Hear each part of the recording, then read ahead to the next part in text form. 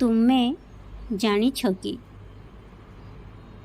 କୌଣସି ବି ମଣିଷର ସବୁଠାରୁ ଶକ୍ତିଶାଳୀ ଅସ୍ତ୍ର କ'ଣ?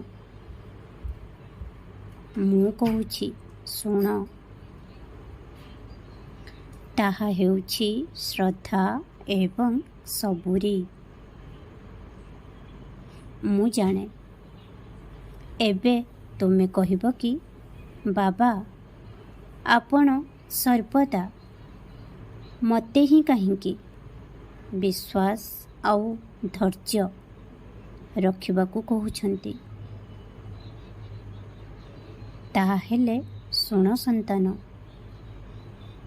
ତୁମେ ମୋର ସେହି ପ୍ରିୟ ସନ୍ତାନମାନଙ୍କ ମଧ୍ୟରୁ ଜଣେ, ଯିଏ ତା ବାବାର କଥାକୁ ଶୁଣିଥାଏ, ବୁଝିଥାଏ ଏବଂ ମାନିଥାଏ ମଧ୍ୟ। ସେଥିପାଇଁ ମୁଁ ତୁମକୁ କହୁଛି, ଧୈର୍ଯ୍ୟ ରଖ। ସବୁକିଛି ଠିକ୍ ହୋଇଯିବ। ଆଜିଠୁ ଏବେଠୁ ତୁମ ଜୀବନରେ ବହୁତ ସାରା ଆଶୀର୍ବାଦର ବର୍ଷା ହେବ। ଜାଣି ରଖ, ମୁଁ ତୁମର ପ୍ରତ୍ୟେକ ଛୋଟରୁ ଛୋଟ ଅଭିଯୋଗ ବି ଶୁଣିଥାଏ। ହଁ, ଏହା ମଧ୍ୟ ଜାଣ, ତୁମ ସହିତ ଯାହା ସବୁ ଯେତେବେଳେ ବି ଘଟୁଛି, ତାହା ସବୁ ମୋ ନିୟନ୍ତ୍ରଣରେ ଅଛି। ସେଥିପାଇଁ ଚିନ୍ତା କର ନାହିଁ।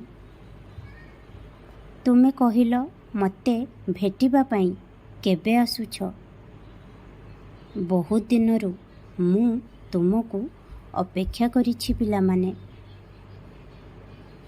ଯଦି ତୁମେ ମୋତେ ଭେଟିବାକୁ ଆସ, ତୁମର ଅଧା ରହିଥିବା କାର୍ଯ୍ୟ ପୂରା ହୋଇଯିବ।